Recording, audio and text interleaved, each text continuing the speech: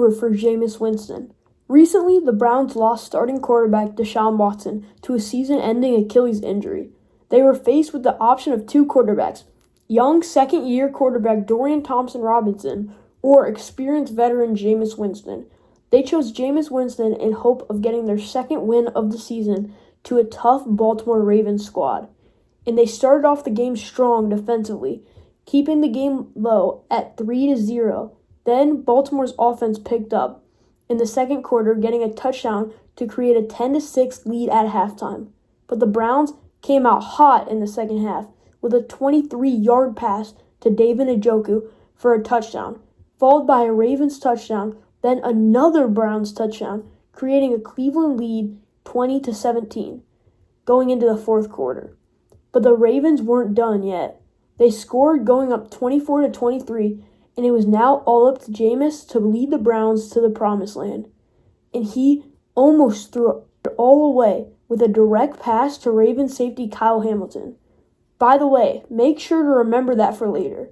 But it was dropped, giving them another shot to win, and they completed it with a deep dime to Cedric Tillman, breaking the 7-game Browns streak of not having over 20 points, while also breaking the streak of not having a quarterback to throw for over 200 yards. Jameis Winston's final stats were 334 yards and 3 touchdowns with 0 interceptions, winning AFC Offensive Player of the Week and giving the Browns the best throwing performance they have seen all year. Now I can tell you firsthand, as a kid in Cleveland, everyone was high on Jameis Winston. Just going to school, I heard talks of Jameis Winston being the new franchise quarterback.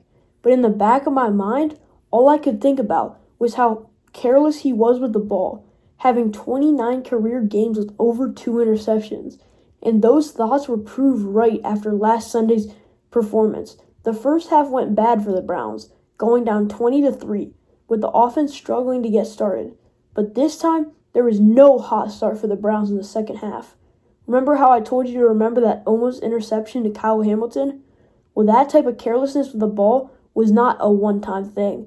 Jameis immediately threw an interception to start the third quarter. But that wasn't the only interception. He threw another and then another to end the game with 235 yards, 1 touchdown, and 3 interceptions with a bad Browns loss. Now it is questionable if Winston is still going to start or if they will give the starting job to Dorian Thompson-Robinson. With the Browns' bye week, there's a lot of decisions to be made around Winston. Thanks for watching this video, and I'll see you next time on the 216 podcast.